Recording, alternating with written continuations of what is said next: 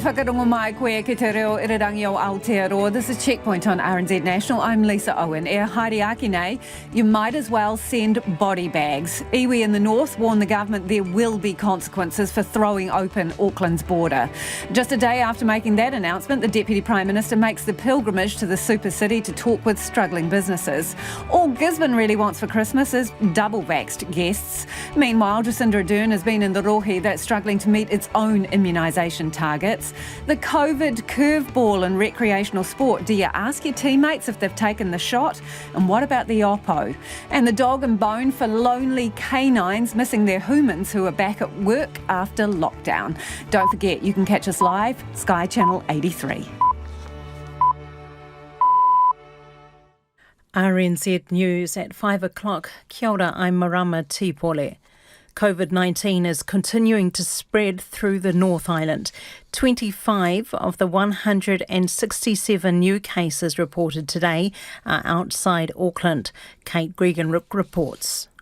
The 2 cases reported from Bay of Plenty today follow several detections of the virus in wastewater over the past week. 1 new case is in Mount Maunganui and the other in Tauranga. 2 new cases in the mid-central DHB rohe, 1 in Ashurst and the other in Levin, have taken the total number of cases there to 4.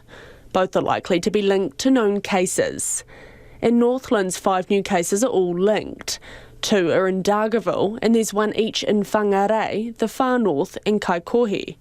There are 17 more cases in Waikato and 1 each in the Lakes District in Canterbury. An application has been made to the Waitangi Tribunal calling for an urgent inquiry into the government's pandemic response for Māori. It was filed by the Māori Council and other leaders who say the Crown's COVID framework significantly and irreversibly prejudices Māori. The Green Party says Māori will die as a result of the decision to open up Auckland's borders while vaccination rates are still low. Health Ministry figures show just 62% of eligible Māori are fully vaccinated compared to the national figure of 82%. The COVID-19 response minister, Chris Hipkins, says the country cannot wait for every person to be vaccinated, but the Greens COVID spokesperson, Elizabeth Kerekere, says the move will have tragic consequences. Somewhere a decision was made that there's going to be collateral damage. They've said the cases are going to grow. We have to learn to live with it. What's going to happen is Māori will die because of it. Iwi health groups in Tairawhiti are going into the heart of community neighbourhoods in a bid to boost COVID vaccination rates.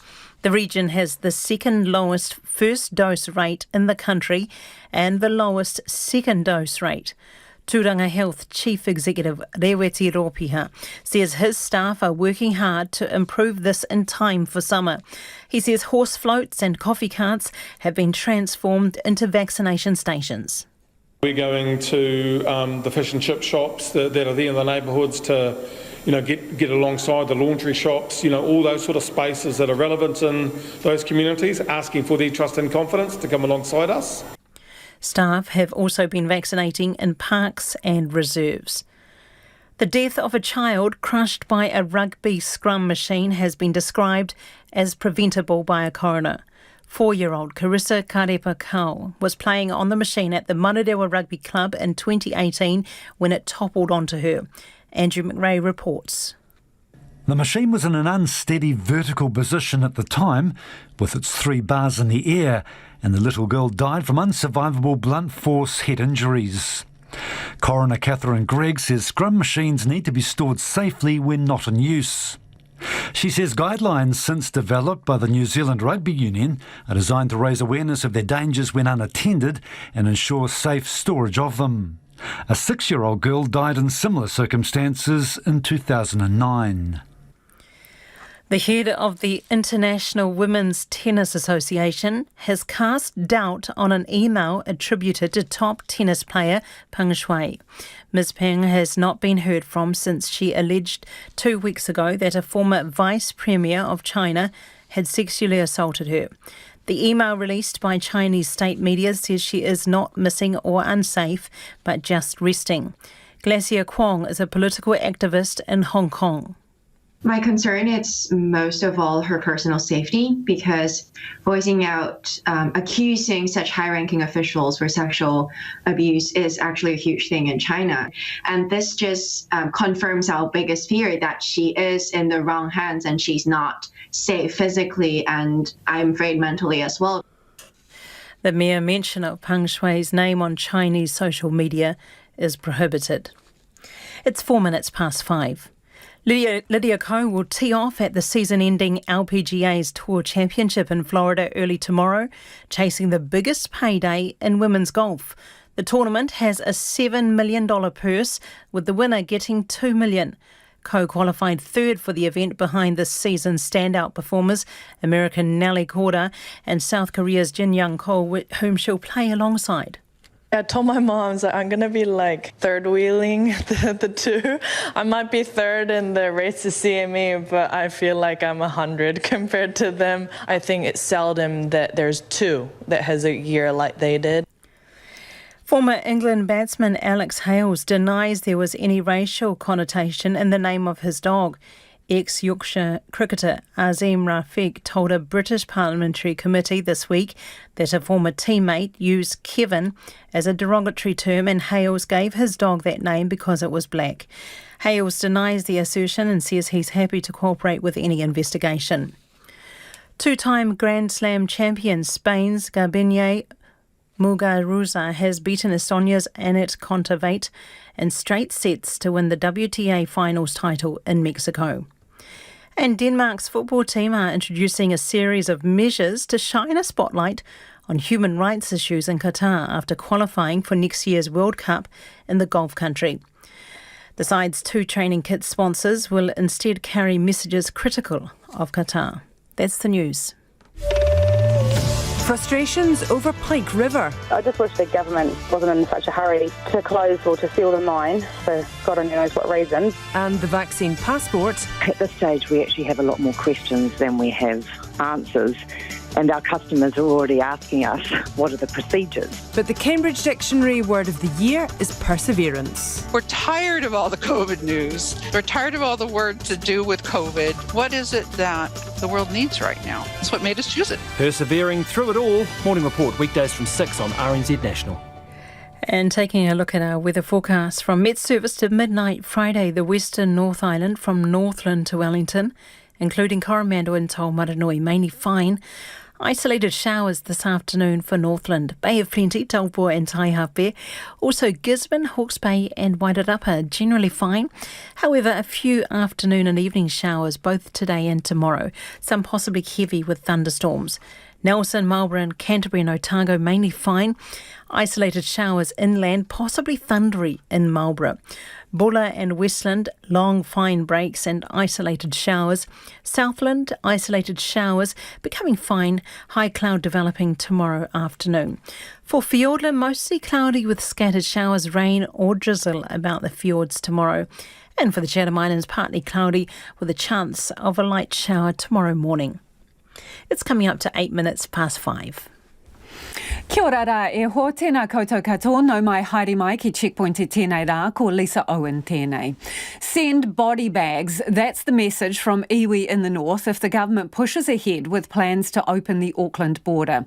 The collective wants the gateway to Taitokoro to stay locked and right until Māori specifically are 90% double-vaxed in both Tamaki Makaurau and Northland. The virtual gates to the super city will open on December 15th, allowing Aucklanders who are double-vaccinated or have a recent negative COVID test to travel at will. The government says police will work with iwi to ensure people can move, but also to maintain confidence in the checks that are in place. But a collective of iwi in the north say they won't allow Taitokoro to become collateral damage. Ko taku manuhiri anaine ko Hami Piripi of Te Raroa. Tēnā koe, Hami. Tēnā koe, Lisa. Tēnā tātou katoa. Tell me, send body bags, really? Do you believe that? Well, that's what the science is telling us. We've always been told to follow the science, and we've sort of religiously stuck to that. And the science has really led us to this point of feeling like our people in the north are backed into a corner by the spread of the virus, becoming more and more defenceless as this Delta variant sort of worms its way into our population. So as the government changes its strategies and its approaches, what's happened is that our defences have become less and less, and now our last defence, which is vaccination, is going to be negated by an opening of the borders, which is going to allow a massive influx of people into our region, which is going to have the inevitable result of bringing the virus with it. And while we're not vaccinated, we're in extreme danger. How widely were you consulted about opening the border on the 15th of December? Well, we were consulted and we were advised of what was being intended. We were never asked for approval to do it, so I guess it's fair enough. But our advice was to hold on and wait longer, if we could wait longer. And that I guess that was weighed up against national interest or something. But it really made us realise that we're not really a influential factor. So what was your advice in terms of waiting? Until when exactly? Well, until we can get 90% double vaccinated. And I know that we're still a fair way off there, but we're working extremely hard right now to try and get to that level. And we're being thwarted in for example, with the Waiparera case for access to information. It all helps to thwart our attempts to have our people vaccinated, and that's what the race is. Vaccination, we know by the science, is going to be our last line of defence. So when you say wait until double vaccinated, and sorry for interrupting, but when you say wait until double vaccinated, you specifically mean not the general population, you specifically mean Māori population double vaxed to 90% in Tamaki Makaurau and Te Tai Tokerau. So realistically, that would take you to when next year? February, March, longer? Well, we're not trying to guess that. We're just going as fast as we possibly can as we speak to get as many as we can vaccinated. And it's not an easy task anymore. It's not just a question of giving somebody an injection. The people we're dealing with now in terms of vaccinations are people who have had sort of lifelong histories of not pleasant experiences in relation to sort of government interventions. This is a medical intervention in their lives. It's not just an injection. It's something that requires a legitimacy of purpose to be established in the minds and lives of our people in order for them to accept it. And that's what we have to really work on. So it's not just a question of saying, here's a needle, stick it in your arm. This is a question of people understanding the legitimacy of the purpose and committing themselves to making a life decision in health. So, and these are people who are economically and socioeconomically deprived, established by the science, socioeconomically deprived, probably the most in the country. They live in a sea of disparities. We've been colonised in the far north since 1814. And so we've had massive magnitude of land loss, alienated from our economy, and now we're asking our people in the far-flung corners of rural communities to trust us and amidst this demonstrated track record, trust us that it's going to be good for you. So we've got a lot of work to do to convince our people to the legitimacy of vaccination. So, Hami, with that goal in mind, the 90% double vaccinated for Māori in mind, that could be months away. So, in your view, the border to Northland should remain a hard border, lock it down until then. So what are you saying to summer holiday makers? What is your appeal to them? Is it to stay home? What's your message? Well, there are a number of variables in there because we're coming up to Christmas, and people have been locked down in Auckland for 90 days or something, and so obviously, when our people come out of that lockdown, the first place they're going to want to go is home, and they have a right to. They have a right to want that, and they have a right to be able to expect it. The home people, on the other hand, are saying, please, if you come in the wrong way, we're going to get bowled over, and so that's where the whole rub is. And I think it's really coming down now to our communities making their own minds up about whether this should happen or not in terms of our smaller communities. But the government opening up the dropping the borders so close to Christmas, so close to the holiday period, that us being inundated with people, not just our people, lots of people, is inevitable.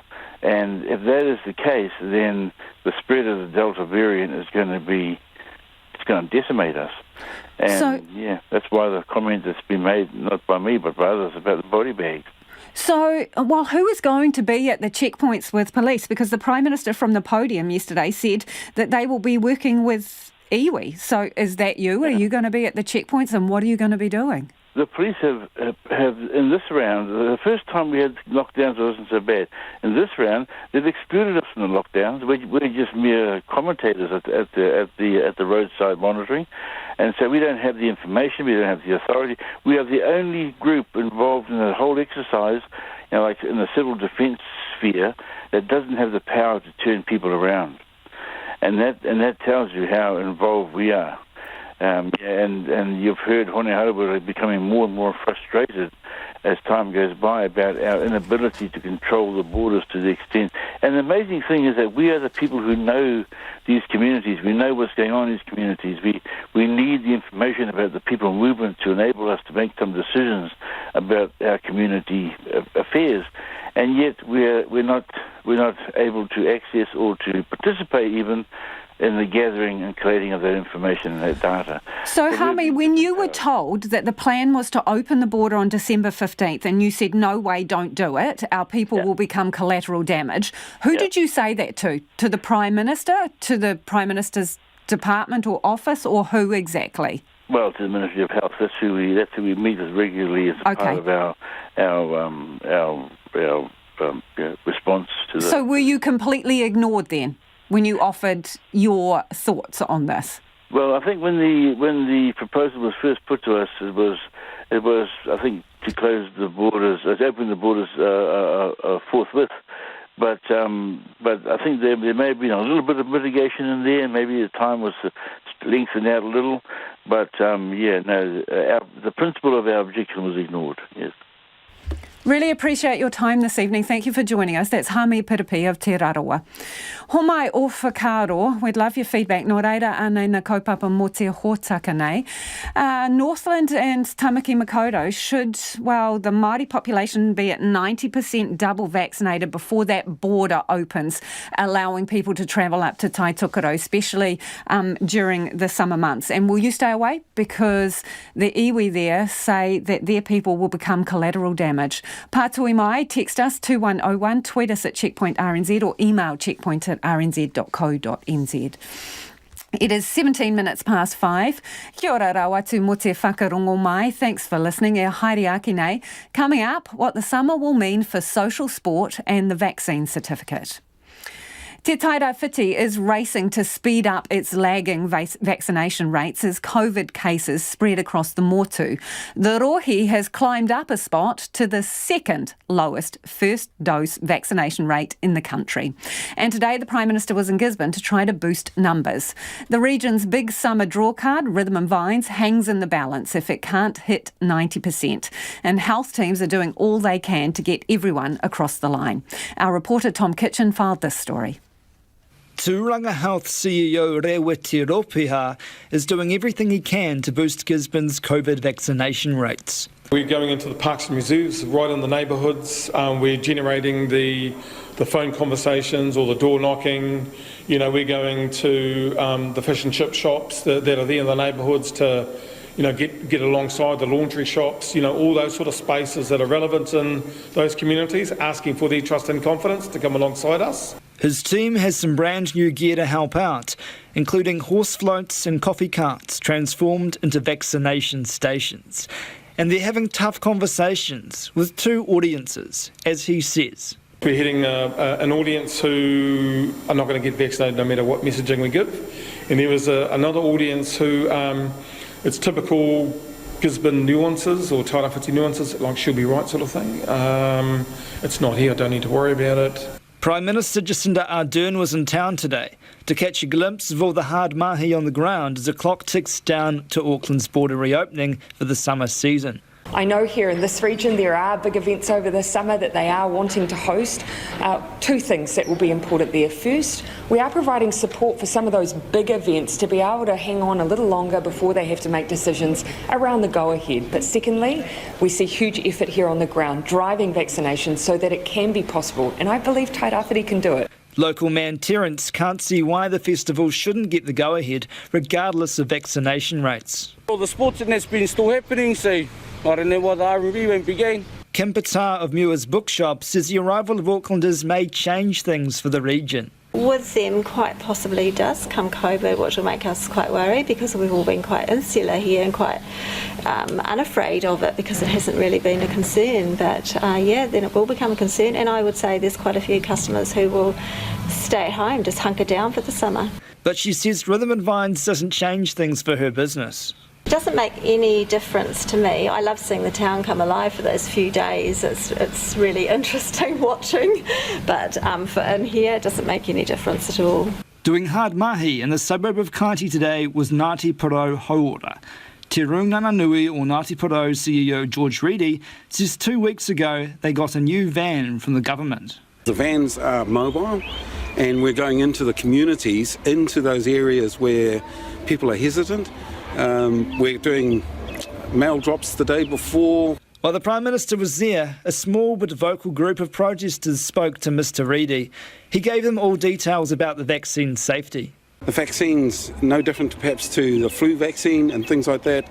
We get them to reduce the risk if we do get sick and things like that. So, a person of science, we try and use all the available information. A campaign called Te Mai Tairawhiti has just started to get those final people who need the vaccine over the line. There are giveaways galore and electronic road signs are plastered all over Gisborne to make sure Tairawhiti will be in line for a safe summer. The Deputy Prime Minister's made a trip to Auckland today to meet with business leaders and hear about the struggle of those locked out of their trade for 3 months and counting. Our reporter Nick Troubridge joins us live from central Auckland. So Nick, who did the Minister meet with today? Yeah, a deserted central Auckland, Lisa. The Minister started down in South Auckland. He met South Seas Healthcare, who are of course leading the vaccination and testing drive down there. He then came here into Auckland CBD. He met with the Chamber of Commerce, he met with a few businesses, and then this afternoon met with Viv Beck from Heart of the City. But the questions come up around whether he went to the right businesses. Did he go and visit those businesses that we've spoken to that are really hurting? And you'd have to say, based on this answer, the answer might be maybe not.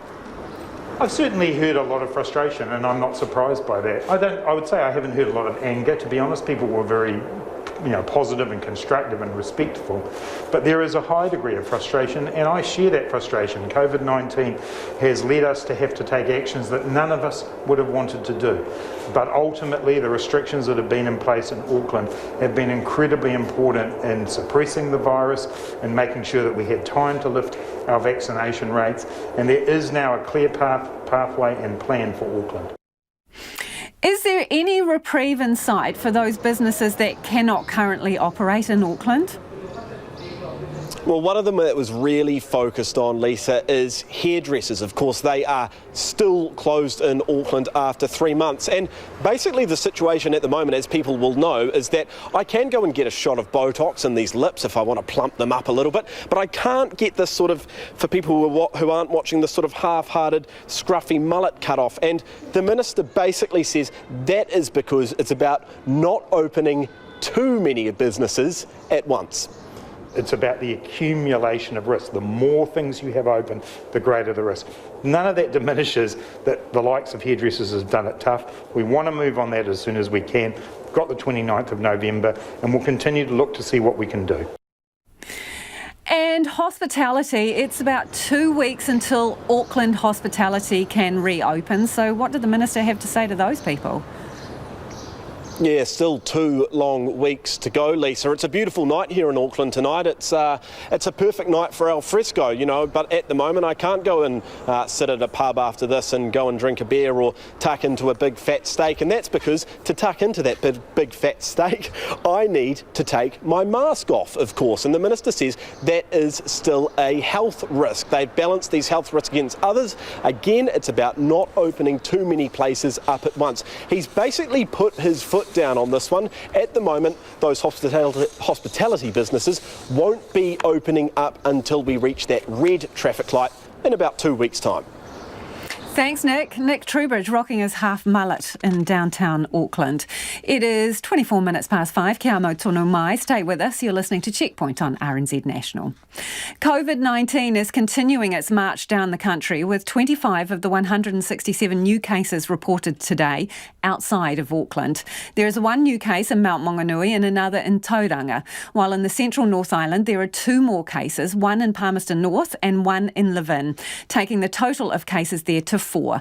Our Manawatu reporter Jimmy Ellingham has more. Early this morning, it was the Manawatu Cricket Association front-footing what everyone in the region was hoping wouldn't happen: community spread of COVID. A man who trained with the United Cricket Club at the city's indoor practice facility on Tuesday has the virus. Cricket Association chairperson Carla Nanakorn says the association found out on Wednesday evening. The player who tested positive last night had a COVID test on Monday morning, which returned a negative result. So he went to club training on Tuesday night at the MCA facility on Park Road. Then yesterday, Wednesday morning, he woke feeling unwell, so he went and had another COVID test, and that one came back positive. The United Cricket Club chairman Paul Hoffman says the positive case is feeling okay. Other cricketers at Tuesday's training are following advice to self-isolate, get tested and wait for further instructions. By mid-morning, the queue at Palmerston North's drive-in testing site had grown. Other contacts of the positive case, including a school teacher and Defence Force personnel, are isolating. Later in the day, a positive case in Levin was also revealed, as were 2 new cases in Tauranga and Mount Maunganui. On the streets of Palmerston North, people weren't happy to hear the news. Well, I was disappointed to hear that there was one in Palmerston North, and I hope it doesn't spread. Oh, it's a little bit scary, isn't it, that it's come here? I've just recently got back from Australia where it's been rampant and done my MIQ. And yeah, a bit scary that it's come here. It's a little bit nerve-wracking, to be honest, because we've got exams coming up in the next week and I don't really like my derived grades at the moment. And if I can't sit these finals, then I might not pass. It was always going to happen, wasn't it? Just not enough vaccinated. Palmerston North's first dose vaccination rate is high at 94%, and it's 90% for the entire mid-central region. Board Chairman Brendan Duffy says everyone knows COVID is venturing through the country and people need to remember to mask up and protect themselves. We've got an enormous amount of work in front of us as we speak, and this challenge of COVID actually coming into our region just creates another layer of stress and strain on our organisation, who are already well and truly tapped out, I have to say. Mr Duffy says the health system is under pressure, but mid-central staff are ready. Palmerston North Mayor Grant Smith says the city is well prepared given the high vaccination rates. COVID was always coming to Palmerston North. It was a matter of when, really, and our real issue is about being prepared. We're getting residents, including our most vulnerable, is vaccinated and getting that percentage up as high as possible. Further north, Paula Stanley is the chief executive of Tauranga iwi Ngāi Te Rangi. He says the emergence of COVID in the region was inevitable. In some respects, relief. Now we can get on with the job. You know, it's kind of like a don't panic, Mr. Mannering type of scene going on here. Like, we've had a number of close calls over the last year and a bit, and this is D-Day now. He says vaccination rates in the region, particularly among Māori, are not ideal, but says he's looking forward to the country reuniting next month when the Auckland border is disestablished. Now the wait begins for test results and the release of locations of interest. Whether it's Saturday afternoon cricket or a midweek game of touch rugby, community sport is woven into the social fabric of New Zealand. But just how those activities might look this summer remains unclear as the government rolls out the new COVID-19 vaccination certificate. Our sports reporter Clay Wilson limbered up to go and find some answers. Every summer throughout New Zealand, more than 200 community touch rugby competitions fill our local sports fields. But Touch New Zealand's CEO Joe Sprangers fears many of those competitions won't go ahead if strict control is required when it comes to the COVID vaccination certificate. Touch modules are 99% run by volunteers who do it for the love of the sport, and it will just go into the too hard basket for them. They just won't have the manpower to do it, and they don't want to risk having police turn up and tell them they're getting it wrong. That uncertainty is a theme across national and local organisations as the country prepares to move into the new COVID protection framework at the end of the month. It's unclear if the vaccination pass will be mandated for community sport or how the sector will be required to implement it.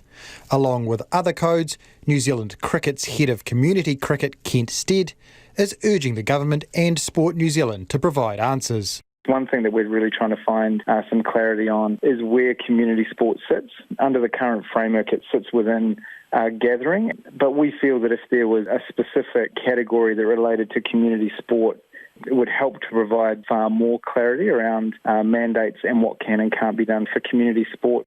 As they do everywhere else, mandates in community sport also throw up the question of the unvaccinated. Kent Stead admits there's no simple solution. There's a challenging position that you get yourself into where you're putting barriers in the way of people participating, but at the same time there's a responsibility to make sure that the community is safe. Sport New Zealand provides guidance under the current system, but insists decisions on vaccination are for each organisation to make. The government agency says they're still formulating their advice for the traffic light system and won't comment further until the system is in place. One organisation that isn't waiting is North Harbour Rugby, who have confirmed they will be putting a mandate in place. The union's operations manager, Nick Mulvaney, says their expectation is the mandate will apply to anyone on the field of play. That's either your players, your coaches, your managers, your referee, or anybody who's associated with those teams. Those are the people that we can control who can be vaccinated. Any public people walking into the facilities and the public parks and stuff like that, we have no control over that, and Council have indicated they've got no desire to try and enforce that in any way. That issue of who sporting organisations will be able to control is also front of mind for Touch New Zealand boss Joe Sprangers. Community touch module is generally run on a 10-acre piece of grass with no fences around it. And then, if you are going to mandate vaccination for people attending that, then there's the practical application of actually managing the people on the site when they can approach it from multiple angles. Another unanswered question is that of post-game socialising. Most organisations expect club rooms to fall under a government mandate on hospitality facilities. And New Zealand Cricket's Kent Stead is optimistic that after-match beverage will still be possible. The socialising and the camaraderie that comes along with playing a social sport is a key aspect that attracts people to it and also, keeps people coming back every year. So we don't want to see that disappear from sport, but we have to make sure that we're doing it in a safe way. It's just what those safe ways will be that remains unknown as the start of the traffic light system and use of the vaccination certificate loom closer. Gordon Noble-Campbell, the chairman of the New Zealand Amateur Sport Association, is hoping the solutions will be as simple and specific as possible. National sport organisations will be very keen to ensure that whatever is the impact of any change to the current operating environment can be applied easily, efficiently in the community so that everybody can continue to enjoy sport. Those organisations hope they'll have answers for New Zealand's everyday athletes sooner rather than later. Clay Wilson reporting there, but let me know what you think. Should you have to be double vaccinated to take part in social sport if you're in a team? Double vaccinated, make it mandatory or not? Text me on 2101, tweet us at Checkpoint RNZ.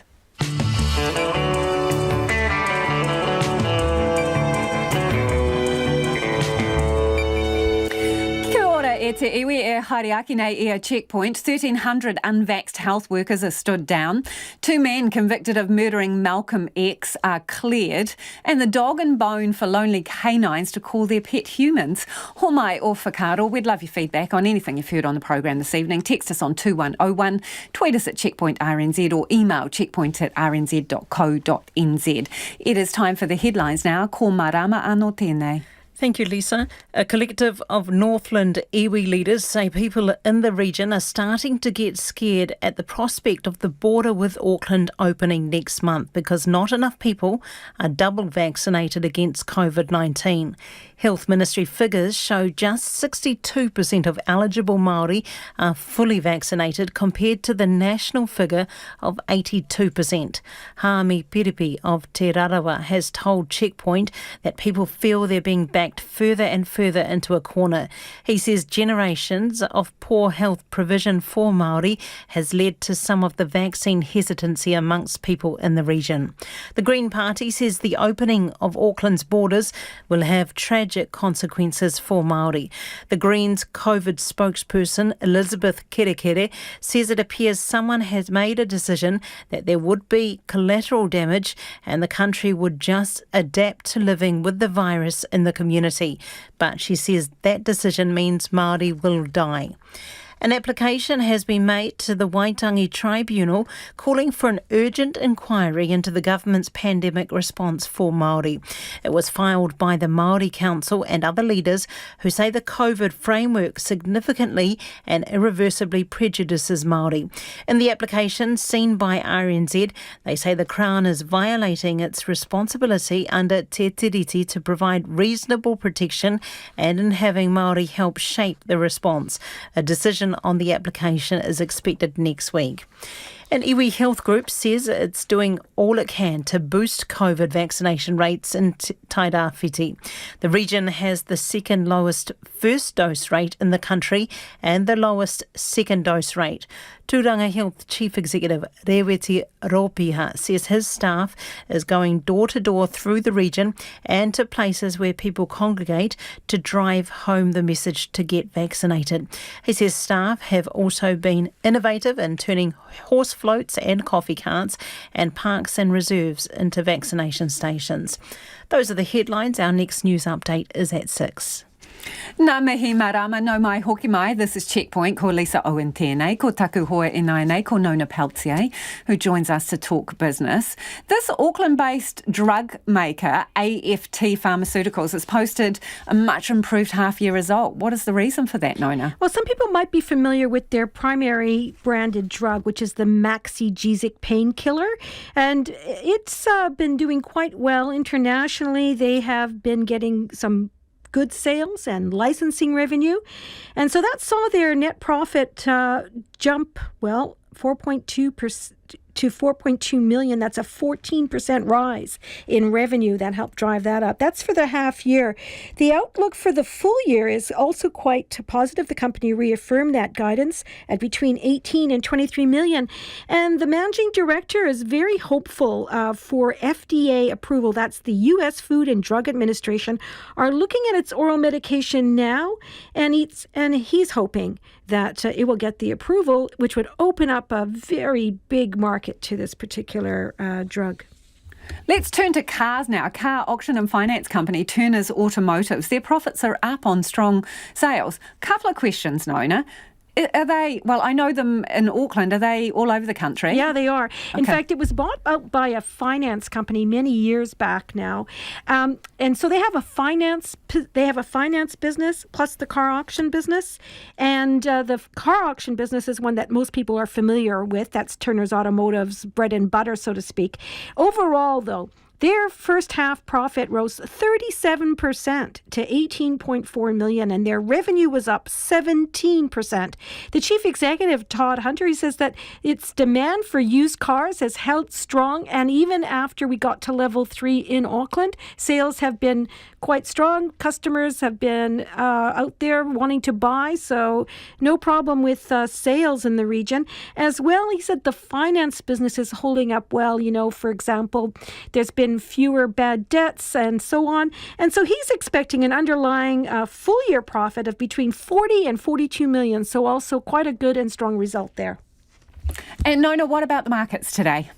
Okay, so both AFT and Turner saw an uptick in their share price, but overall the index, it fell 0.25% or 37 points down to 12,800, and that's partly what we've seen in Asia. I mean, there's a little bit of risk coming into the market, and as a result of that, the Australian dollar, it also fell to a 6-week drop to 72.5 US cents. Now that means that the New Zealand dollar is actually doing quite well against the Australian. It's holding steady at 70.2 US cents, 96.6 Australian and 52.1 pence.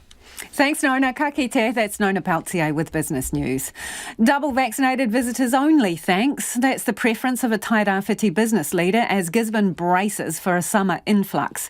Come December 15th, Aucklanders are being set free, able to travel out of the super city as long as they are double-vaccinated or have a recent negative COVID test.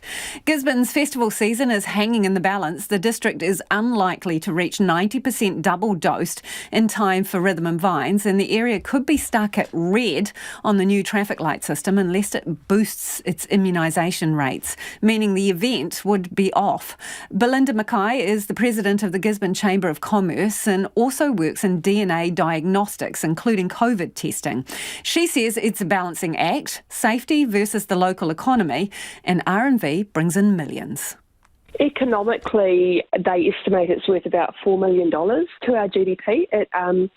It employs a lot of part-time contractors, hundreds of jobs. But there's a real concern based on our vaccination rates that we would be opening up to problems. We are sitting at around about 72% fully vaccinated. So if we let in people, vaccinated or not, there's a concern in the community that it's not going to be a good outcome.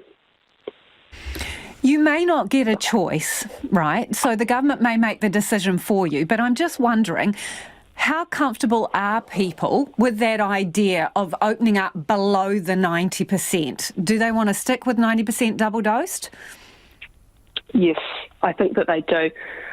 Because of these low rates, our hospital system cannot cope, Lisa. We've got 6 ICU beds, 3 of them are dedicated to COVID, and we live in a community where there are underlying health issues. So, economically it's a good thing, but we have to weigh up the risk to our community as well. When do you reckon you could conceivably get to 90% double-dosed? We're at 72 now. They are really pushing. But I think the estimates that I read the other day, it was looking around about mid-January. So, of course, that means that we would miss out on the Rhythm and Vines opportunity. And do you even think that's realistic, January? No, I don't.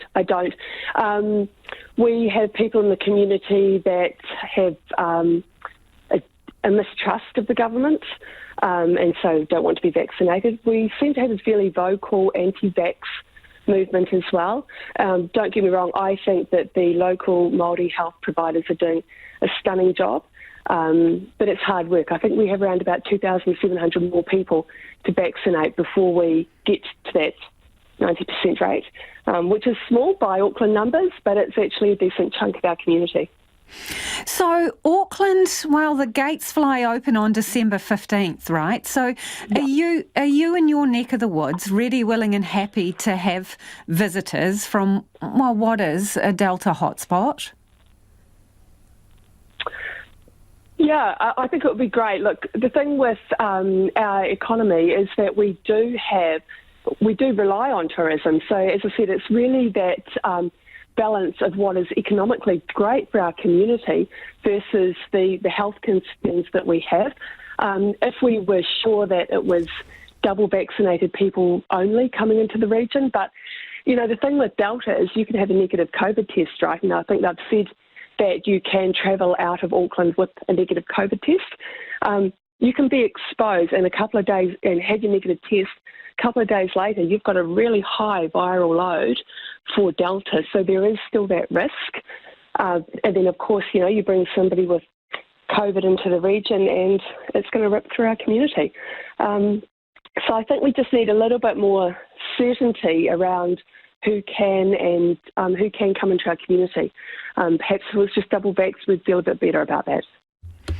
You mean not allowing people who have had a test within the past 72 hours? You would rather that didn't allow people to leave Auckland under that criteria?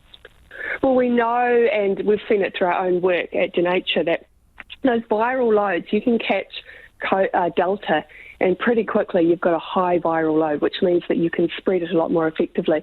If at least you're double vaxxed, then the viral load is lower, right? So you're not going to spread it as easily. So do you think Gisborne businesses would prefer a stricter set of criteria? Only double vaxxed people, full stop, that's it? That would be my assessment. We're going to move to the traffic light system pretty shortly after the 29th of November, it's been indicated, and areas with lower vaccination rates, well, they're going to be in red. So likely your district will be in red. What does summer look like for you guys at that place? Very quiet, actually, Lisa, very quiet, because when R&B kicks off, then after that there's a whole bunch of other festivals that happen, there's sporting events that happen, we have surf competitions, surf lifesaving, all that kind of stuff we're assuming wouldn't actually happen under the red traffic light system. Yes, so really quiet. And it's those people that come in after R&B that actually bring in more money to our region because they stay for longer, they participate in higher value tourism products. So they're actually really important for us. So, yeah, under red, it's pretty darn quiet. Well, where does that leave you then, Belinda? Because the predictions are that you won't reach that double vax target until January, and you are going to start off in that red traffic light system. Realistically, where does that leave you? Out of pocket, millions and millions of dollars? Yeah, it does, because, no R&B means no, hiring, those contractors. No events mean that companies like Martin's Party Hire can't employ people to put up, gazebos and all that kind of stuff. The restaurants miss out. Everybody misses out, and it just becomes a very, very quiet summer. And this is our peak time for tourism. That's Belinda Mackay from Gisborne's Chamber of Commerce. People on the West Coast are coming to terms with the discovery of human remains deep in the Pike River mine almost 11 years after the deadly explosion. Tomorrow's the anniversary of that explosion in which 29 miners lost their lives. Many of their families have been campaigning for the last decade to see justice done. Samantha G and Nathan McKinnon spent the day on the West Coast. It's hard to find anyone on the streets of Greymouth who wasn't affected by the devastating explosion that killed 29 men. Some say the footage and the investigation is long overdue, an important milestone for the families. If they can go and get the boys out, that'd be really good. And if there's been skullduggery, those people should be held accountable. Yeah, my father was a survivor of the Strongman mine explosion that happened. And when 19 got killed in there, and so there's a lot of feeling that we would like to get the sons out if we can. Many didn't want to talk on camera, some saying the tragedy has divided the town, with one calling it a grey cloud that's yet to move on. Others say the men are in their final resting place, and that's where they should stay. I feel for the families, I really do, my heart goes out to them all, but I myself think they should just leave them at rest. I mean, it's hard on them, the families, but I think they should leave them peace. Yeah. One sprightly woman in her 80s told us people shouldn't be buried in their workplaces. The police shouldn't have interfered, and if it was up to her, she would have gone in to retrieve them herself. Grey District Mayor Tanya Gibson says the release of the footage came as a shock for many, 2 days before the 11th anniversary of the explosion. It has been quite a shock to our community and the families. It has brought it back up. I mean, we're really close again to the anniversary. It's tomorrow, so it's very hard for our community at the moment to take it in. Many families hope this discovery brings police a step closer to laying charges. Sonia Rockhouse's 2 sons were in the mine during the explosion. 21-year-old Ben was killed, while his older brother Daniel was one of only 2 survivors. She was surprised to learn of the police footage this week. showing the remains of 2, possibly 3 men deep in the mine. I thought it was just about all over and done and dusted, and to be presented with this new information takes a little bit for you to get your head around it. But in another way, it's very pleasing because it means that everything that we've done to date has been vindicated and actually means that we've done the right thing. Sonia's reasonably confident the remains aren't Ben's as he'd been further up the mine. She says they will never stop fighting for justice. I'd like to see somebody held to account. Nobody's been held to account for the deaths of 29 men, and that's what needs to happen, and this is part of the process to get there. Definitely prosecutions and the people that should be prosecuted brought to task, for us to be able to stand in a courtroom and look them in the eye and let them know that we did not let them get away with it, that we never gave up. Speaking from Australia, Joanne Ufer, whose son Josh died in the mine, heard the news from family in New Zealand.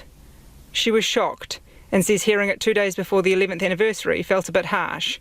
But it's a positive development in the investigation. I have always thought that gathering the evidence and what the police were doing on the back of the re-entry effort being finalised, it was all positive, and if it led to possible prosecution, people having to get up in court and explain their actions around that day, that's all I've ever wanted, I think, justice and accountability for what happened. Joanne Ufer says she wants justice and to be able to move on, knowing everything had been done that possibly could be.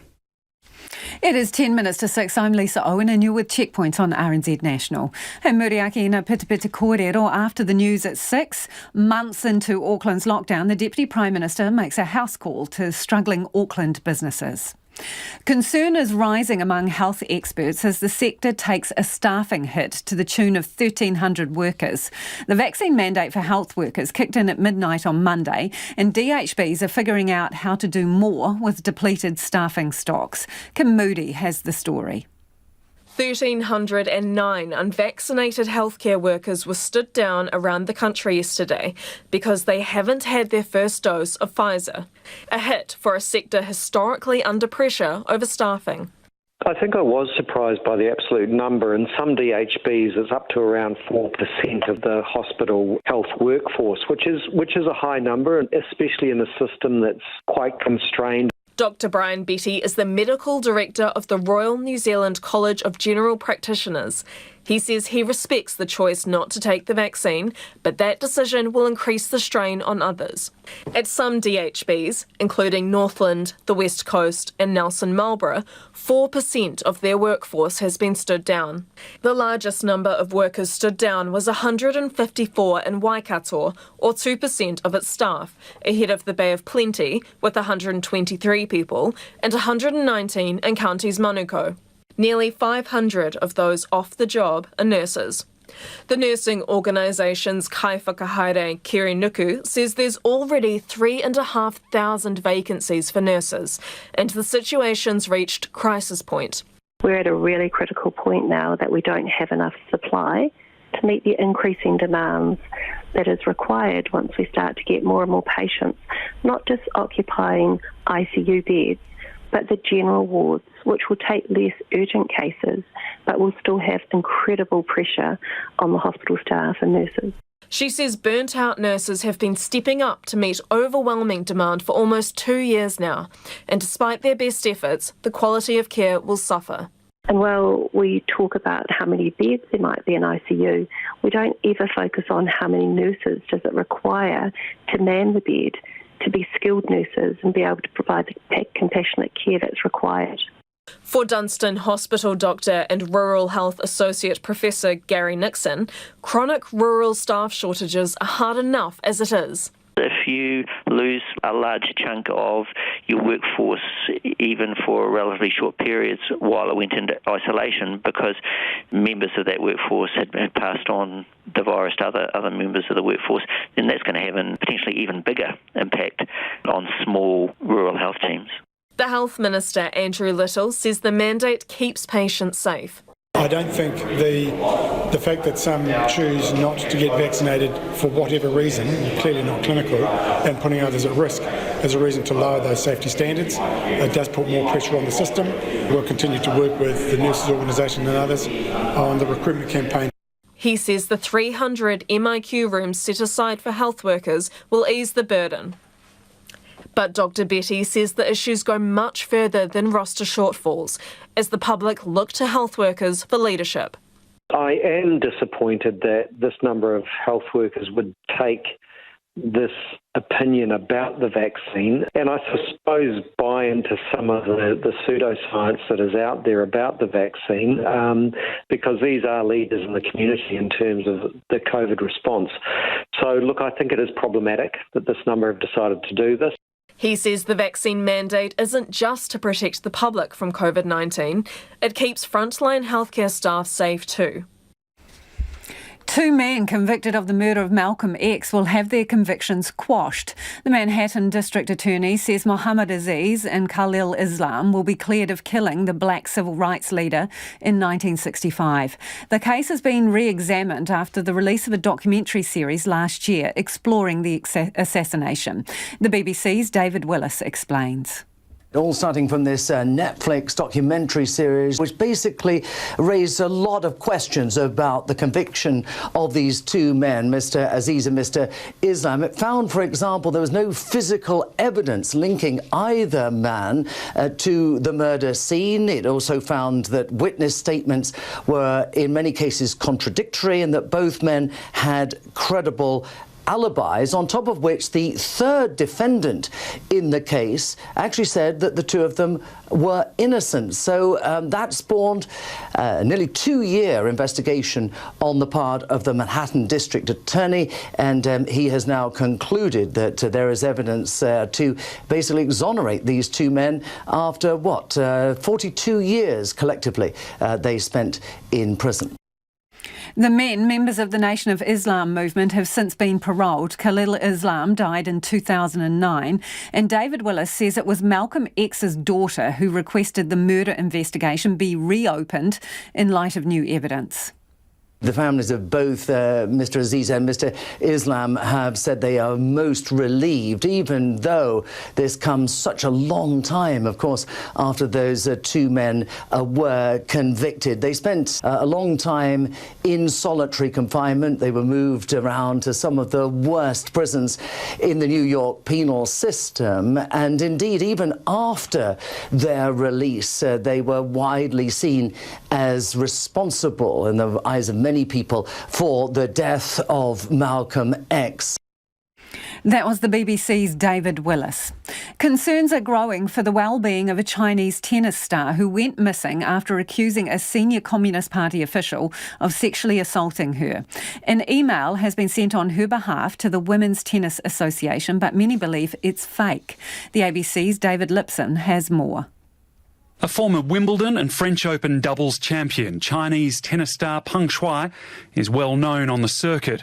So when she disappeared after accusing former Chinese Vice Premier Zhang Gaolai of sexual assault, it got noticed and spoken of by some of the game's superstars like Novak Djokovic. It's shocking, that she's missing. I mean, more so that it's someone that I've seen on the tour in the previous years quite a few times. Peng Shuai made the accusation on Chinese social media 2 weeks ago that Zhang pressured her into sex when she visited him and his wife at their home for dinner 3 years ago. The accusation was quickly scrubbed from the internet, and the Chinese government has avoided commenting on the situation. Then today, another statement, purportedly written by Peng and released via the Chinese state media channel CGTN, claimed the news about her allegation of sexual assault was not true. "I am not missing, nor am I unsafe," it read. "I've just been resting at home and everything is fine. Thank you again for caring about me." It was reported as an email received from Peng Shuai, but a cursor could be seen in the image of the statement, leading some to suggest it was still in the process of being written. I find it very scary. Xiaowen Liang is a Chinese feminist activist based in New York. People still have questions and people are even more concerned because we know that she's at a place where she's not free to say what she wants to. Jai Wen says in China, people have reverted to using code to ask questions about the case because any mention of Peng Shuai is now banned online. But you cannot even put the word Peng and Shuai together on Chinese social media, not on WeChat, on Weibo. The moment that you did that, it would be deleted. Even the statement purportedly written by the tennis star can't be seen in China. Seeing that statement about how she's denying the allegations that she made, she said that the sexual allegations are not true and she's currently safe. So my question is, why can't this statement be published in Chinese social media in Chinese so Chinese people can see, can know what's happening and can ask questions? The Women's Tennis Association is also concerned. Chairman Steve Simon said the statement released today by Chinese state media concerning Peng Shuai only raises my concerns as to her safety and whereabouts. I have a hard time believing that Peng Shuai actually wrote the email. I have repeatedly tried to reach her via numerous forms of communication to no avail. An absolute flood of emails and texts regarding our interview with Hami Piripi from Te Rarawa. This is about the iwis in the north wanting to keep the border to Taitokoro closed until Māori are at 90% double vaccinated. Harry says everyone has had more than adequate opportunity to be vaccinated, including Northland. We can't all be held prisoner by a few. Another in the same vein, it's time to ask how much longer do we have to wait for people to get the message and get vaccinated? Come on, people. Need to take some personal responsibility. Others, though, say keep Northland closed. This listener says so proud of Te Rarawa for standing up for us. Another, fully support Māori leaders trying to protect their area. Our family will be holidaying in Auckland to avoid spreading COVID across the Motu. Aroha nui, they say. RNZ News at 6. Good evening, I'm Marama Tipole. A collective of Te Taitokoro iwi wants the gateway between Auckland and Northland to stay locked until the Māori population in both regions reaches 90% double-dosed. Vaccinated travellers or those who show proof of a negative COVID test will be able to cross the border from December the 15th. Hami Piripi of Te Rarawa told Checkpoint the suggestion body bags should be sent to Northland if the border reopens is based on what the science is saying about Delta. Us being inundated with people, not just our people, lots of people, is inevitable. And if that is the case, then the spread of the Delta variant is going to decimate us. Hami Piripi says health teams are working extremely hard to get people vaccinated and reach the 90% mark. An application has been made to the Waitangi Tribunal calling for an urgent inquiry into the government's pandemic response for Māori. It was filed by the Māori Council and other leaders who say the COVID framework significantly and irreversibly prejudices Māori. In the application seen by RNZ, they say the Crown is violating its responsibility under Te Tiriti to provide reasonable protection and in having Māori help shape the response. A decision on the application is expected next week. The Deputy Prime Minister has spent the day visiting business and hospitality workers as well as a medical centre during his first trip to Auckland since it went into lockdown. Grant Robertson says there's a high degree of frustration in the city. And I'm not surprised by that. I would say I haven't heard a lot of anger, to be honest. People were very positive and constructive and respectful.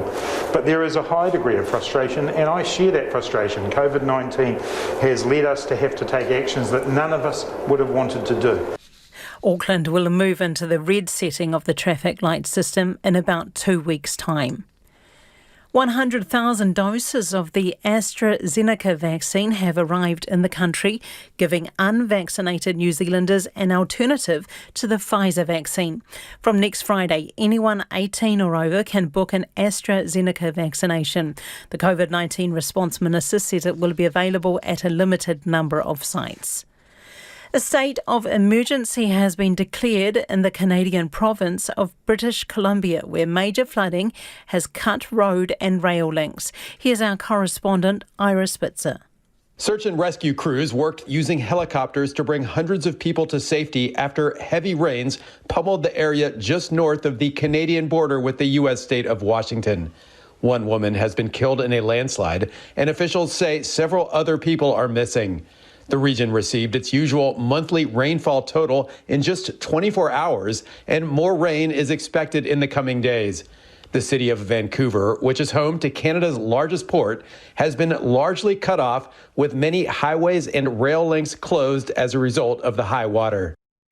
The South Taranaki District Council has written to the local government minister expressing its dismay, disappointment and frustration at the decision to force councils into the Three Waters reform program.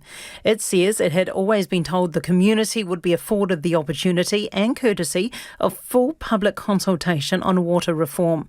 The letter says the minister, Nanaia Mahuta, has broken her promise and the decision is anti-democratic. A former Green Party Chief of Staff will seek the Wellington mayoralty in next year's local body elections.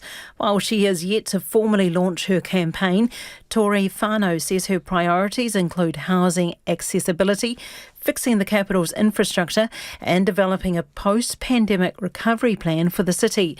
Ms Whānau left Parliament earlier this year after working for the Greens as Digital Director, then Chief of Staff for 6 years. She intends to run as an independent candidate. That's the news.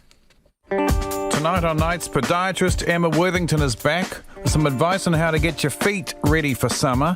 Our forest correspondent, Dean Bajent-Mercer, is speaking for the trees. Our foreign correspondent, Shobha Narayan, is speaking from India. And 100 years and 1 day after the first broadcast in Aotearoa, our changing world's Claire Kincannon delves into the physics of radio on Nights with me, Brian Crump, after the news at 7 on RNZ National. And now the short forecast from mid-service to midnight Friday, the Western North Island from Northland to Wellington, including Coromandel and Taumaranui. Mainly fine, isolated showers for Northland. Bay of Plenty, Taupo and Taihape, also Gisborne, Hawke's Bay and Wairarapa. Generally fine, however, a few evening showers, both today and tomorrow, some possibly heavy with thunderstorms. Nelson, Marlborough, Canterbury and Otago, mainly fine, some isolated showers inland, possibly thundery in Marlborough. Bulla and Western Long, fine breaks and isolated showers. For Southland, isolated showers clearing and becoming fine, high cloud developing tomorrow afternoon. For Fiordland, mostly cloudy with scattered showers, rain or drizzle about the fjords tomorrow. And for the Chatham Islands, partly cloudy with a chance of a light shower tomorrow morning. It's coming up to 6 minutes past 6. Kia ora rā, e hono mai hoki mai. This is Checkpoint, ko Lisa Owen tēnei. 3 months into Auckland's lockdown, businesses finally got a house call from government's numbers man and Deputy Prime Minister Grant Robertson. Over the past few months, Checkpoint has spoken to a number of business owners who have remortgaged their homes, exhausted all financial lifelines, had marriages fall apart because of the stress of lockdown, all but killing their businesses. Today, the Minister maintained there wasn't any anger, but plenty of frustration on the front lines. Heart of the City Chief Executive Viv Beck was one of those who met with the Deputy Prime Minister, and she joins us now. Viv, do you reckon that the Deputy Prime Minister got a fair read of the room when he says frustration but no anger? I think he did. We've been talking to him for some time now about our support for Auckland and the challenges in Auckland, and today was an opportunity for him to hear directly from heavily impacted sectors. It was a small group because we were distanced and wanting to have the best opportunity in the time we had for him to hear from people and their personal experiences, and he certainly got that, yes. But I think it was a constructive discussion. So that small group, who was in it, what sectors did they represent and who chose them? Well, I haven't asked if they're happy for me to name them, so I'll tell you the sectors though. We had retail, hospitality, tourism and accommodation. We selected them on the basis that we wanted to have somebody who was close to the challenges, but also was able to understand, really closely understanding of the city centre dynamic and just the sheer scale of the challenge. We've been in the eye of the storm for 20 months, and we need to be really thinking very carefully about the recovery, not only the immediate challenges, because they are big, but how we work through the short to medium term challenges and then think beyond that. So it was a very constructive discussion. So So, Viv, just to be clear, in that group, there would have been businesses who have been shut down for the entire 3 months? We had people there who are trading at 95% revenue down. Okay. And what did the Deputy Prime Minister have to say to them? Well, to be fair, he certainly acknowledges the issues, and he acknowledged the conversations we've been having with him about what people are looking for. So he was engaging. He certainly acknowledged the pain, and we had a constructive conversation about how we progress from here. And so constructive means what? Did you get any commitments out of him? What did it actually achieve? Well, there were things that he is working on, and we know that because we've still got open conversations with him about a number of things. Can you give us a bit of a taster, Viv? What kind of things? So we've been talking to him about confirming an opening date of 1 December, and we talked about the importance of that certainty. So he's very well aware of that one. We talked about the red traffic light, querying why we're going into the red traffic light when we've got high vaccination rates. And we also talked a lot about settings like encouraging working from home and the red light and how challenging that is. So all the businesses were able to sort of reinforce some of the things we've been saying about the challenges of that. We talked about financial support and the need for that and how seriously these businesses have been impacted and how it's important. Now, we have previously asked for that support to go through until the green level. So the Minister is really clear why that's so important to people. There was a significant discussion about financial support. We talked about reactivating the city and the city centre. We talked about what is happening in other cities. So and that is something we have been talking to the Minister about. So that was, I think, helpful for him to hear directly from businesses as to how important that is. And we talked about the opening of the international border and how important that clarity is. A little bit like we've got clarity now with the 15th of December, and that means people can start booking trips. We talked about why the December date is so important, that people need notice.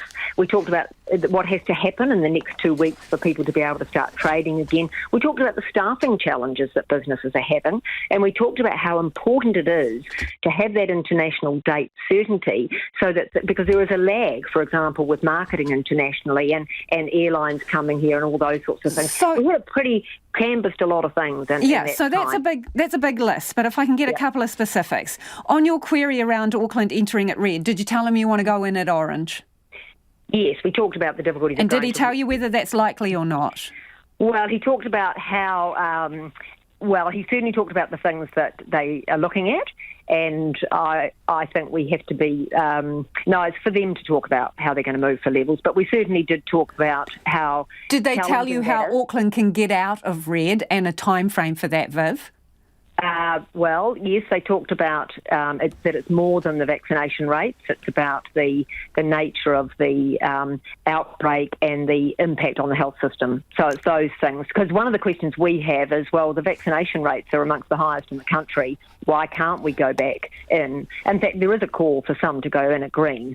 And so that is definitely a challenge. And that is, and I think one thing I could say, Lisa, is that, it's clear that the government's prime first sort of lens is the health, whereas some of us would say we want to see, certainly we have said publicly, we want to see a balance between the health and the economic, because the economic has obviously a lot of mental health issues associated with it, but the government is really clear that the health lens is first, and then they're doing what they can to create an environment for business. So that is a difference of view. So what about the event industry, Viv? Yeah. So we talked about that. We talked about how important events are.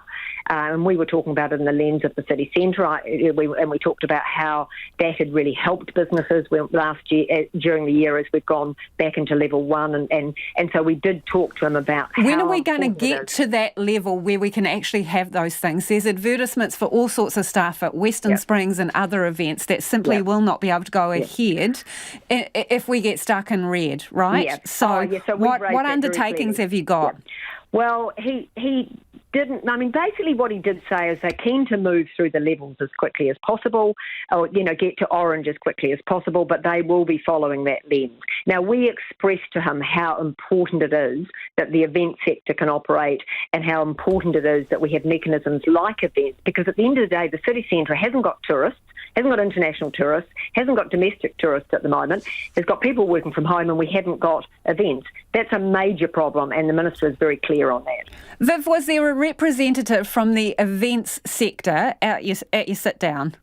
Not directly, but we are very involved in events ourselves. We were in the middle of Restaurant Month twice now, last year and this year. We know all of the issues that are associated with trying to plan events in these circumstances, going in and out of alert levels, the cost and effort that goes into that. We do understand that, and we work with events organisers all the time because we heavily promote events.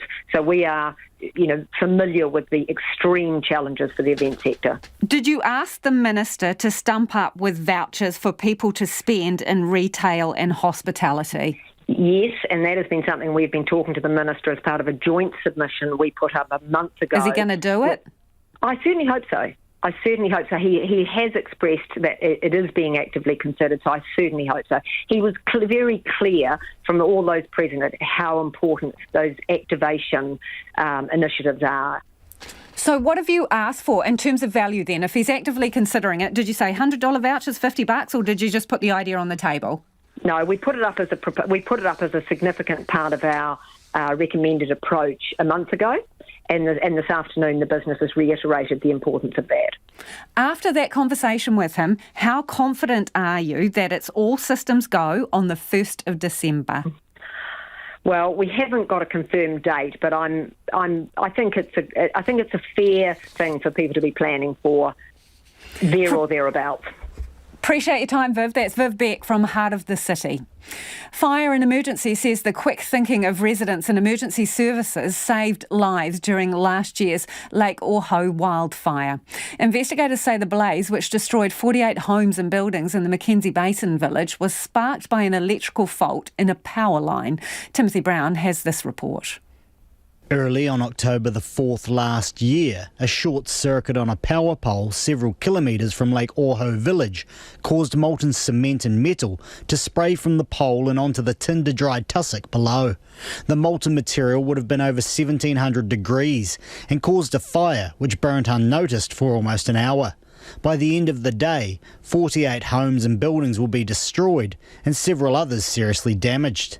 Fire and Emergency to K Region Manager Mike Grant says it could have been much worse. Thankfully, no lives were lost, largely because of the quick actions from the village residents who enacted the community's wildfire plan and the swift response and evacuations by the Twizel and Omarama fire brigades and local police. I'd like to commend these people's bravery and quick thinking. Lives would certainly have been lost without their prompt and courageous actions that day. Mr Grant says it's one of New Zealand's most significant wildfires in recent history. It eventually burned through more than 5,000 hectares of land. Extreme conditions, including high temperatures and severe winds, allowed the fire to spread rapidly through the abundance of dry vegetation in the area. The winds on the day were extreme. Residents that had lived in the community 40 plus years indicated that they had never experienced winds as strong. The wind wasn't the cause of the fire, but certainly once the fire was established, it's going to help to accelerate the speed of that fire as it develops. The fire took 9 days to completely put out, and at its peak there were 11 helicopters and more than 100 people battling the blaze. Mr Grant praised those involved in the firefighting effort and the community for being so prepared. A few people in the community knew enough about the plan, knew enough about the environment to know that on that day we weren't going to be able to do anything about fighting the fires because it was too intense for the equipment that had been relocated around the town as part of that plan. And so they immediately kicked into gear the evacuation. And so that was the point where they did some really smart thinking. Residents say the report has confirmed the worst kept secret, that arcing power lines were responsible. Dave Honeyfield, who's lived in Lake Oho for 28 years and lost his home in the fire, says people are moving forward. We were waiting for the results of the fire and we've got it. We've moved forward. A lot of people are rebuilding. A lot of people coming back. A lot of people might not. But now we'll cope with rebuilding. I'm up there. I had a house put up there before Christmas, actually, after losing everything. So, yeah, I'm up and running. Hugh Spears, whose bed and breakfast at Lake Oho was destroyed by the fire, says the report hasn't brought closure, but it's given some answers.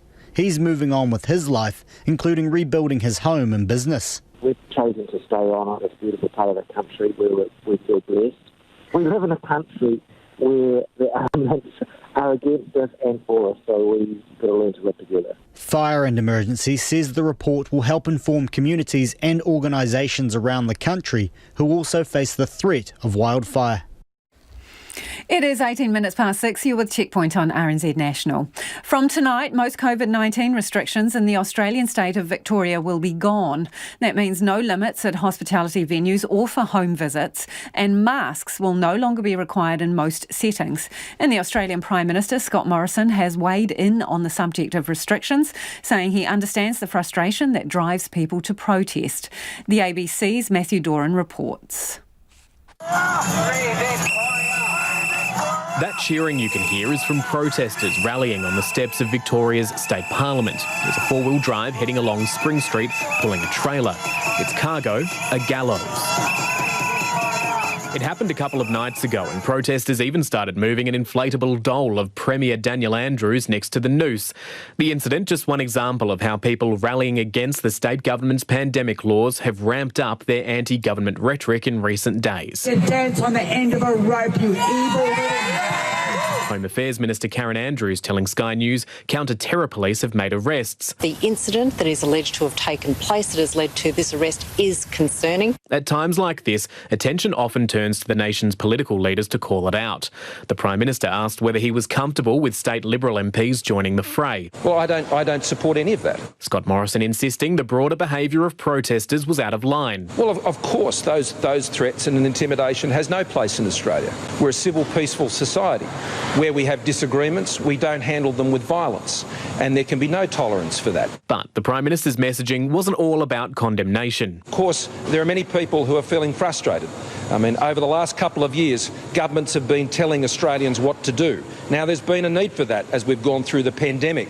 But the time is now to start rolling all of that back. Scott Morrison hasn't expressly said the Andrews government needs to junk controversial proposed pandemic laws, but he seemed to indicate he's not a fan. But now it's time for governments to step back and for Australians to take their lives back, and for Australians to be able to move forward with the freedoms that should be theirs. That's certainly what we're doing as a federal government. That's where we see it going. This is a fine line to walk, but it fits with the Prime Minister's current campaign against governments telling Australians what to do, even though Scott Morrison has spent the better part of 18 months doing just that. It does open him up to criticism that he's conflating those frustrated with the actions of governments like Daniel Andrews' administration, who'll take their revenge out at the ballot box, with those who hold more sinister and serious intentions.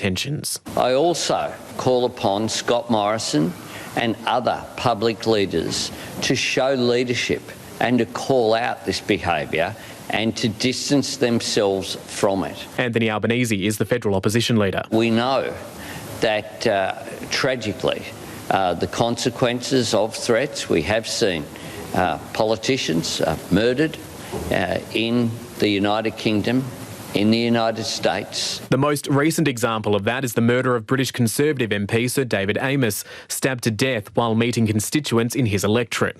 While we haven't seen such violence in Australia eventuate, the threats are real. The EU is stepping up efforts to resolve the crisis at the Poland-Belarus border, where more than 1,000 people are still gathered, hoping to force their way across. Tensions have increased in recent days, and Poland's defence minister has warned the situation could be unresolved for months. The BBC's Jenny Hill is at the border. Fury, frustration at the gateway to Europe. Night after night, they say Belarusian troops force migrants to try and breach the border. It's so little. That's what Sagvan told us too. And say, go, go, go, go. Every people must go. He tell you, if you come back, I'll shoot you. I'll kill you. Sagvan and his family are now recovering in a Polish hospital. They paid more than $10,000 to get to the border, spent more than 2 weeks trapped there in the cold with almost no food or water. You don't know what's happening there. It's so difficult. You see a child asking you bread, This is tourist terrain, but visitors, journalists, aid workers are now banned from the forests which line the border. This is special place, yes. Slavek's bike hire business is in the exclusion zone. Like others here, he tells us it's commonplace to see migrants hiding in the woods, afraid Polish guards will push them back. We're not going to change it by building fences. It's up to us to manage it so tourism can go on. But it should happen in a humanitarian way.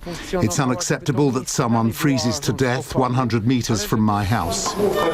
At least 8 people have died on the Polish side. In 6 weeks at this small local hospital, they've treated nearly 200 migrants. It's extremely difficult when we are faced with this suffering, when you have to tell a husband that his wife isn't going to survive, or when we see a family being separated because the father is taken away by the border guard and the mother and child stay at the hospital. It's starting to get dark now and the temperature is beginning to drop. Tonight, as they do every night, people will try to get across the border, make it to these forests. This is testing the fundamental values of this community, this country, the EU itself. But for the people who end up in this woodland, this is simply about survival. Within days, international tourists will be arriving in Australia, with travellers from Singapore allowed to visit from Sunday. The ABC's Anne Barker reports. Singapore, Australia is open and it's yours to explore.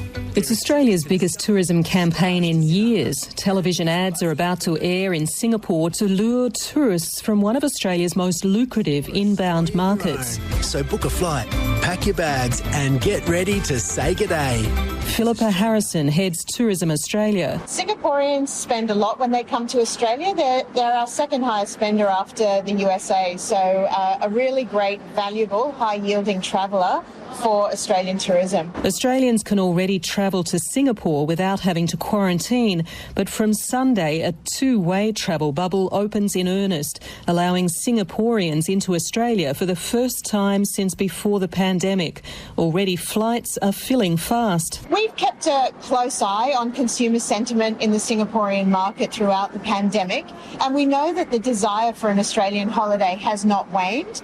And in fact, as soon as the announcement of the borders opening happened, bookings bounced back by 25% of pre-pandemic levels. So we know the demand's there and we know that they're going to get on the plane as soon as they possibly can. It's not only tourists keen to come to Australia. Clarissa Lowe has 1 year left of a commerce degree at the University of Melbourne. The pandemic forced her home to Singapore 18 months ago and she's done almost half her degree online. After a year, I think we've had enough and we'd really love to be able to go back. Only now, with the border reopening, can she plan to return to Melbourne? Yeah, I think many of us are really excited to finally go back onto campus to, experience the normal student life that we have been deprived of. Only vaccinated Singaporeans will be allowed into Australia. 85% of the city-state's population has had 2 doses, though a surge in cases and waning protection from the jab raises the risk that even vaccinated travellers could carry the virus to Australia. Nevertheless, experts, including Professor Dale Fisher at Singapore's National University Hospital, say it's time to open up. Now that we're in the new strategy, which is allowing it to become endemic, then borders are only useful really when you're trying to keep it out. So once it's in and you can catch it in a mall or in a restaurant in Singapore, then there's no role for the borders. Singapore isn't the only bubble Australia is exploring. Bali is another destination that could open soon. Lonely dogs missing their owners who have returned to work after lockdowns ended could soon be able to make video calls. A team at Glasgow University in Scotland have jointly developed a ball known as a dog phone, which dogs can be trained to make calls on. Researchers say it's a breakthrough in helping to reduce the anxiety of pets. The BBC's Lorna Gordon has been finding out more. Zach is a 10-year-old Labrador and the subject of an experiment which could help dogs who've grown used to company during the pandemic deal with any separation anxiety once their owners stop working from home. Oh, you're a good boy. His owner, Dr. Ileana Hersky-Douglas from the University of Glasgow, has invented what's been dubbed dog phone. Zach would pick up a special ball and shake it, triggering a video call using a computer nearby. Dr. Hersky-Douglas, who admits that when it comes to Zach, she is barking mad, said her pet Pooch was eventually calling her up to 5 times a day. I have to admit, I'm a bit of a crazy dog lady. So I initially started out with just sort of talking to the dog. Hey, how are you? How's your day going? Then after a while, he would keep ringing me at some point. I'd hang up and he'd ring me straight back. I wasn't quite sure what he wanted. So what I ended up doing was I started showing him around where I was, around the city. And I thought he showed like a bit more interest in this just to sort of expand his current environment. Dr. Hersky-Douglas said she found herself unexpectedly anxious when her dog wasn't in front of the camera when she called him back. She also said some stubborn pooches might be too dogmatic to trigger the video dog and bone to call their owners when home alone. I love it, a dog phone. Some of your feedback now. This is on the Northland border, whether Aucklanders should be allowed to travel up there from December 15th, which is what the government has said, as long as they're double vaccinated or have a negative COVID test. Dave says, I'm a 74-year-old Pākehā man. I thought, like others, that Māori had plenty of time to get vaccinated, but the bulk of Māori are under 30 and couldn't get vaccinated early like me, only in the last 2 months, by which time the anti-vaxxers destroyed any hope of true support and views. The mainly young Māori have now switched off. Shame on New Zealand Pākehā, says Dave. Another person says, we have a small business in Northland desperately needing Aucklanders to support us. We have family in Auckland, all fully vaxxed, as are we, and we're desperate to see after months. Why are we being punished for the small number who resist vaccination?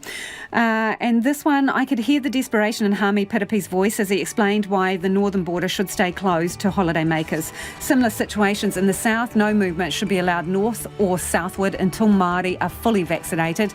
If that takes a few months more, so be it.